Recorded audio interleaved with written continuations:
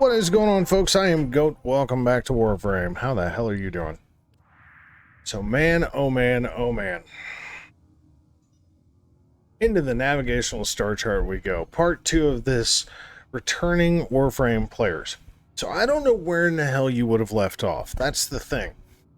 Because there was a bunch of quests that have hit since 2016 to the 2020 range. There's a bunch of frame releases that have hit. Tons of weapons. I'm so sorry for all the yawning. I have not slept well. So there's some that's going to be the same. Some that are quest-based, like Lua. You know, Deimos. For anybody who doesn't understand Deimos, Deimos is the Orokin Derelict. Okay, you don't need nav coordinates to go here anymore and do missions. You can freely go here anytime, and there is the new free roam of the Cambion Drift, which is just the infested free roam. So now we have Grineer free roam, we have the Corpus free roam, and we have the infested free roam.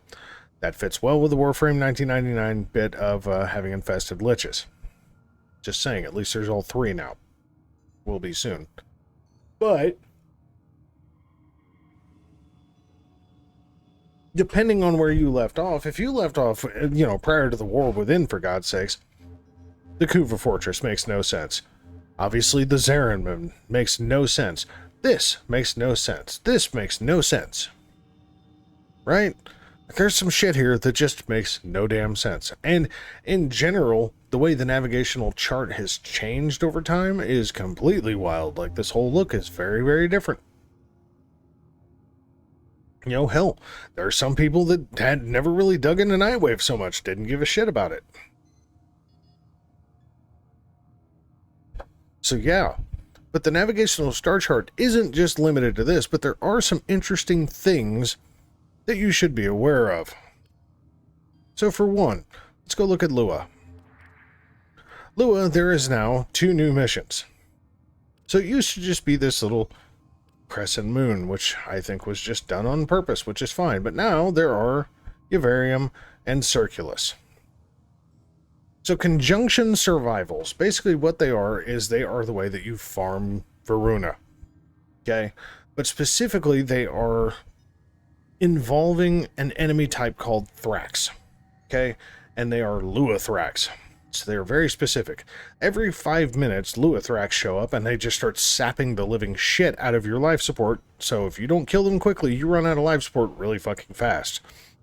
And they do have their own level of challenge. So if you go to the base star chart, you're looking at kind of a normal mission of survival, you know. So I mean, if you compare anything else, 25 to 30, 25 to 30.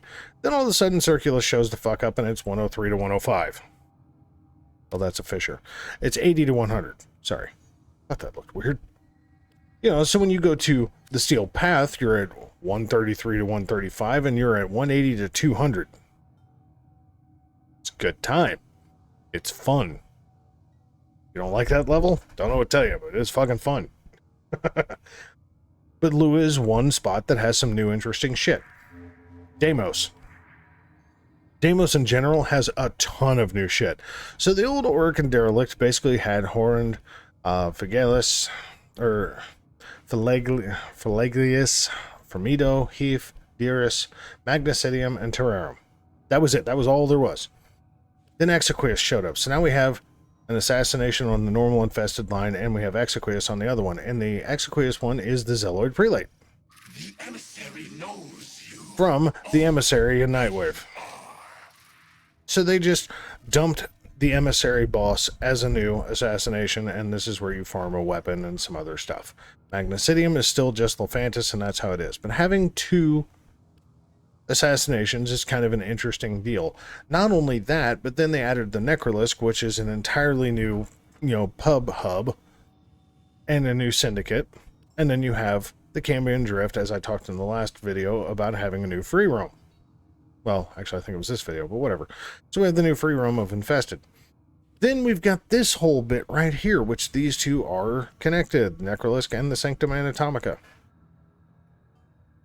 But from the Sanctum Anatomica is a completely new faction, which is called the Murmur. Now with this, we have a Disruption, as you would expect. We have an Exterminate. We got a Survival. We have an Alchemy. We have a mirror defense, and then we have an assassination of the fractured one. Now, alchemy is basically, it's a big thing that you make a combination element. So whenever you kill an enemy, they have a chance to drop a little vial, and that vial has an element to it. So it could be any one of the 4 base elements.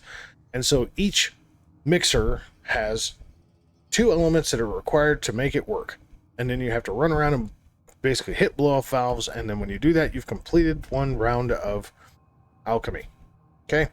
That's just what alchemy is. You throw the wrong one at it, a fish yells at you. I mean, I'd love to say that I'm making that shit up, but I'm not. So that's alchemy. Mirror defense. So mirror defense is 2 defenses in 1 mission.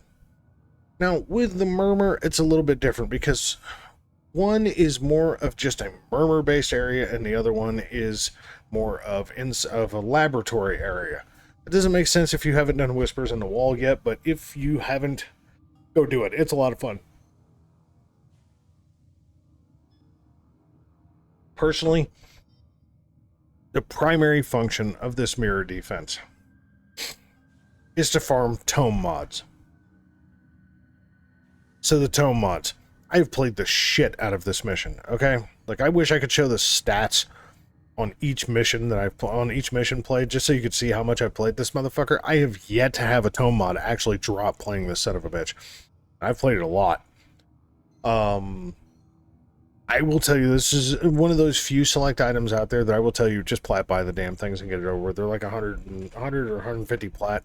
It's way better than farming this motherfucker. This is one of those for me. It's MR. It's kind of like MR fodder. Just go get the mission done so you don't get stuck not being able to do the steel path. It is a fun mission type, this one. But it's also very grindy. Okay? The disruption, personally, I don't have a problem with it. It's pretty easy. But yeah. So you've got the alchemy, you have the mirror defense, and then everything else is kind of as is. Now, the other thing is, though, is that there is 2 types of assassination that you can do with a Fervo. And this is where you'll hear the 30-eye boss and the 60-eye boss. I'm here to tell you that basically what it is you go get a probe, you go jab it in an eyeball, and then the eyeball creates void eyeballs, and you just parkour around and collect them. Once you've collected 30 eyeballs, you unlock the ability to go fight the boss. That in itself is a very fun boss fight. Because the boss is basically just this massive amount of fucking health. It's really not even got a set amount of health. It's more like, hey, you're kind of just throwing damage at this thing. You have to basically it almost acts like there's a prerequisite amount of damage that you have to throw at it in order for it to take damage. So it's really more on a timer of just, you know, continuously hit me with this much damage and I will degrade my health accordingly. And there's 2 stages of the fight. Well, 3 technically. If you do the 60-eye boss, definitely go in very prepared, because everything that you think you know about surviving an assassination mission is completely out the window on this. Okay? I'm not joking. What you get from it is you get a big pair of rock hands as some dolly that you can put on your orbiter.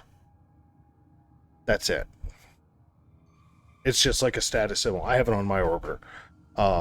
But you get this big set of rock murmur hands that just sit as some dolly, looking like you rip the hands off of one of the murmur and you're flying around with them on your ship. It's a very fun, challenging fight. It's probably, I would say, easily the hardest fucking assassination in the game if you don't know what the hell you're doing. And I've gotten myself killed plenty of times running squad. But I've also soloed it once, and it's fine.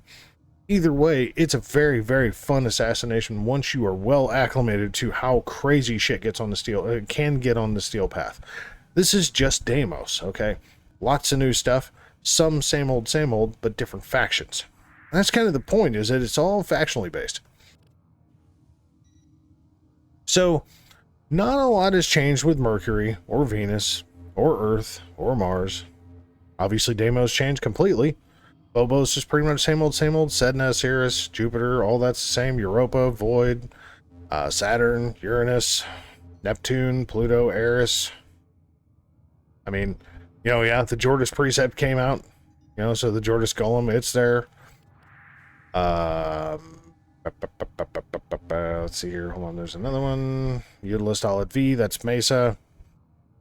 So, yeah. I mean, I'm just saying, like, there's a few odds and ends little thing. But then you get to the Zariman, right? Zariman's another interesting one. There's 3 normal missions in here, okay? You have a Void Flood. What's that? We'll get to that. Tool Common. Void Cascade. Very fucking fun. Easiest way to get to level cap, by the way. Helico Perimeter. Oh, guess what? An Exterminate. Cool. This faction only changes like once an hour. Once at one point it'll be Corpus, next hour it'll be Grenier. And it'll specifically be Kuva Grenier, so weaponize accordingly. Aura Works, Void Armageddon. New one. And then we have Mobile Defense. So really we have 2 normals and then 3 interesting. So, start with one interesting. Void Cascade. Basically, Exilizers, right? So these are basically these little void-triggered areas that are possessed. You have to go in, take them over, and then guard them and kill enemies within a certain aura range of the Exilizer. And, well, I love how it says Grenier occupying... Oh, because it's a Fisher. Never mind. I always get that fucking twist. Anyway, so you basically purge the Exilizer, kill the Thorax that's inside of it, and then guard the damn thing. And kill all the enemies as fast as you can in order to make it go away quicker. So, to make it expire. And you can run multiples of these things at one time, hence how you can get the level cap very quick. I got nothing on yawning. Everview Arc is a Void Flood. Truth be told, Void Floods sound like they're very interesting. If you go in with Titania, just fly around, collect a bunch of fucking, Vitoplast, which is these little blue balls of void bullshit. And then fly down to the little gates, unlock the damn things, and it's another endless mission, as is a Void Cascade, obviously, because you can get the level cap. And every 3 rounds you fight a Thrax or 3, just depending on how far into it you are, and if you're in a squad and you fly too far away from your squad, a little dead ghost kid shows up and starts being a klepto and stealing your shit. Overall, it's a fun mission, but it gets really old really quick, because if you go in with a flying frame, you're going to be able to just rule the shit out of it, and that's that. Aura Works is one of what I consider to be the more annoying new missions. Void Armageddon. So basically, you have a Reliquary Drive, and then you have Exodampers. So Exodampers are kind of like defensible Guardian posts that boost a Reliquary Drive. And so enemies will come and try to destroy the Exodampers, and if you let them both get destroyed, then you're basically guarding a giant fucking, Wally thumb. So the whole point is to basically not let them get destroyed.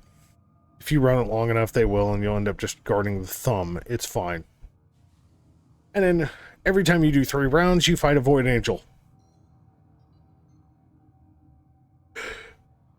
Truth be told, the whole point in this is honestly, it's looking for Void Plumes. It's getting a specific Void Plume, which is one of the Syndicate medallion type things. And then, you can get standings that way. So you can do it, the higher Syndicate standing value for Void Plume Pinions. Or Quills. Either one. But truthfully, this is just a really, really boring ass mission in the long term scale of things. It's not that it's not fun, but if you want to fight angels, you can do that in any mission on the Zariman, and you get a different Void Plume from it anyway, which is worth more as it is. So yeah, Zariman is fun. It's cool from a lore base just by running through this blown up ass ship, and it's all fucked up, and it is what it is. Now, one of the only other changes in this star chart, and I say that this star chart because we're going to go look at the other one in a second, is on Mars. You have one brand spanking new mission, which is Tiana Pass. This is the other mobile defense, and this is the one that fucking sucks. Okay?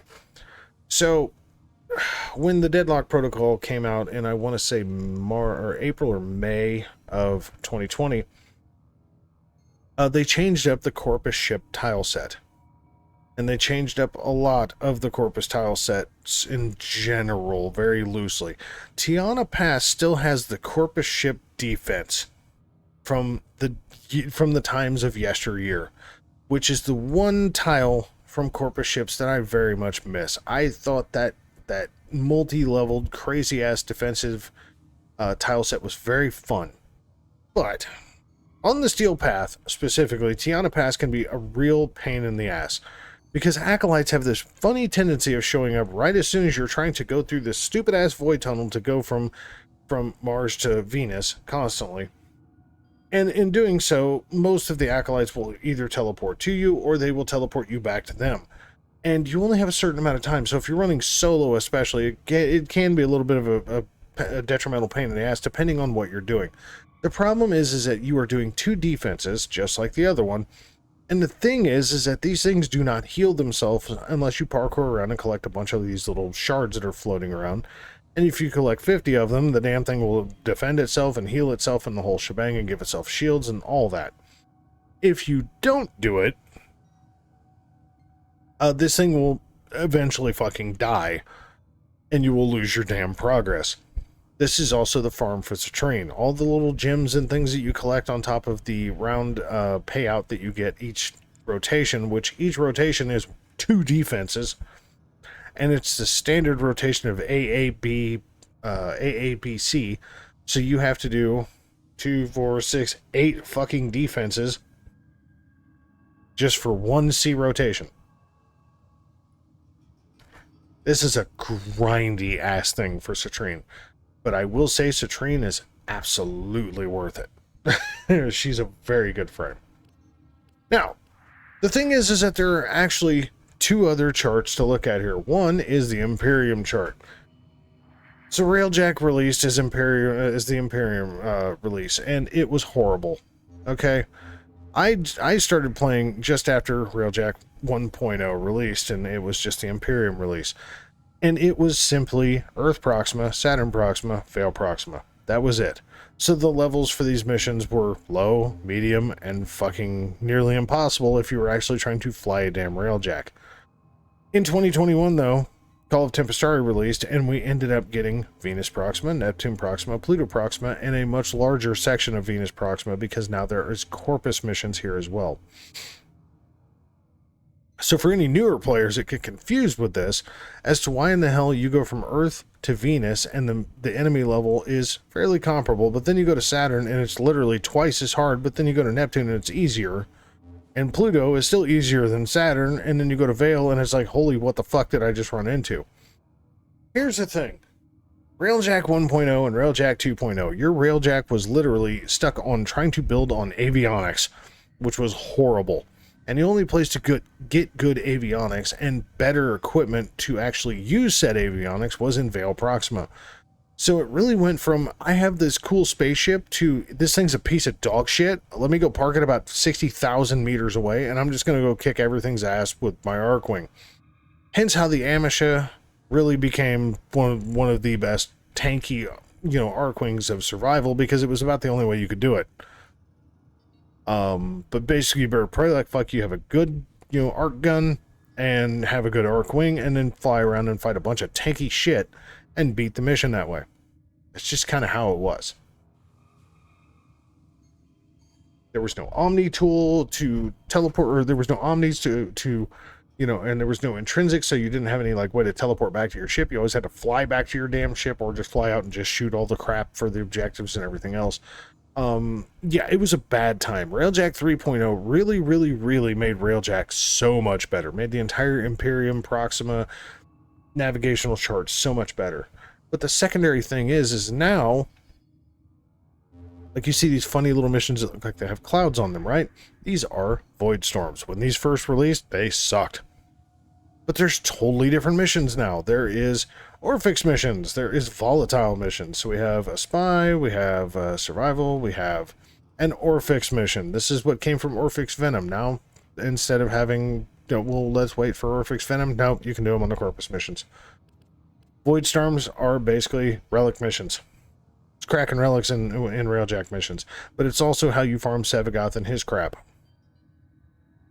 So, Sevagoth and the Epitaph. Excuse me. So, these are fun, but the downside is that the Corpus Proxima missions are very long. They're very fucking long. So, the grind for any of the stuff that you need to get for any of these railjack missions is usually about 3 times longer than doing assassinations for normal stuff. So just be aware of that. You know, back in the day, the anomaly was kind of, depending on when you left playing, the anomaly didn't exist. This is basically just a sentient Murex, and you have to go basically do the normal mission and then go and board the Murex and go beat the crap out of like 20 or 30 fucking sentients. And if you've never done it before, you have to basically use the paracesis and go break a big fucking red shard, and that's that. Once you've done that, you never have to worry about that again. But this is where you get, you know, like, I forget what the resource is called, but it's something you need for Little Duck. It's like a sentient shard of some sort. I forget what the hell it's called. Forgive. So that's that, right? So this is just this stuff. And like, it's like I said, like the enemy levels are so weird. So let's look at like Solver Strait, 15 to 20, right? So let's go to Venus. 19 to 22. Cool. Makes sense. Here comes the confusing part. We never readjusted this. 55 to 60. Okay. Neptune. 27 to 30. Pluto. 35 to 38. So we're still higher level as Saturn, even though it's 2 planets behind. And then we go to Vale. Now, Vale is really weird. So we have, these are all of the old, just these 4 missions. This is what Vale Proxima used to be. 80 to 90. 80 to 90. 80 to 90. And wherever the hell the damn, the anomaly is, it will always be 90 to 100. Otherwise, the mission will be 80 to 90. But guess what? 55 to 59, 57 to 60. They just never really relegated and readjusted the time frame or the enemy scaling to match. So it's a little wonky doing the Imperium, but it's not a bad thing. And then you have the last thing that came from a quest, which is the Duviri Paradox. So you have the Duviri Spiral. Spiral, I don't want to put too much of a spoiler to it, but it's basically a different character is all it is. So you have sorrow, you have joy, you have, you know, yeah, just, you'll see. But you have 3 different things that you can do, but there's actually 6, because you have Steel Path and Regular. So if you're looking at Steel Path Circuit, this is where you can go run level cap, but this is also how you get Incarnate Genesis weapons. And if you already have the Incarnate Genesis weapons, then you can just farm Rivens and Kuva if you'd really, really like to. So like, just for example, in this particular week, personally, I would only recommend one of the 3. I would recommend the Soma, the Nami Solo, or the Burstin, and specifically the Burstin and the Soma are the best of them, even though the Soma does sound like depression. At least they fixed that son of a bitch. Nami Solo can make for a very good stat sick or something funny for a Naros. Vasto is very powerful, but it's just a massive letdown. Akin Brun's kind of whatever. But, yeah, ask me later. Cool. But see, if you turn this off, then you go to the circuit, and guess what? You can go farm 3 frames. And this is how you bypass having to sit there and be like, oh man, Goat said that mirror defense on Mars sucks. I should just plat by Citrine. No. Wait for her to show up in here. Seriously, wait for her to show up in here. Like I'm not going to do this, so it doesn't matter. Okay? So, but when you do the path, you have to do 10 full zones, but you get, you know, mods. You get parts. You get more mods. Or parts. You get an augment. Hell yeah. Another part. You get an arcane. And then you finally get the blueprint. So you can get the whole fucking frame set up. Bingo bongo. Dunzo. The Duviri experience is the free roam version of Duviri. So the lone story is basically 6 missions, and then you go fight the Aura Worm, and that's it, and you get paid to do so. The Duviri experience is basically resource farming. Open world resource farming on Duviri. And you can cap out decrees, kind of like a very rogue play style, and it's fun for like the first, I don't know, 20 times you do it. Beyond that, you start to really fucking hate doing it. And then, like I said, the lone story is basically 6 straight up missions. There's no deviating. I mean, you can fly around and do dumb shit if you want to and resource farm that way, but you're not going to gain anything from it other than said resources. So it's really, honestly, more beneficial to just you do the experience if you're farming or if you're doing lore farming. So there's like, you know, codex type things you can grab. It's way, way better to try to do that through the very experience. Lone story is just the quick fucking way to get in and get out. And then, like I said, there is just the Steel Path version of this and the Steel Path version of this, which means that you have to pay attention, because what makes this so interesting is that you get 5 random setups, and once you're maxed out on your intrinsics, then one of those setups can potentially be replaced by playing the Stalker. Stalker is not bad to play, but you cannot mod the Stalker. The Stalker comes modded as is. I still say they need to give us a Stalker. They let us play as him. Let's go ahead and do it.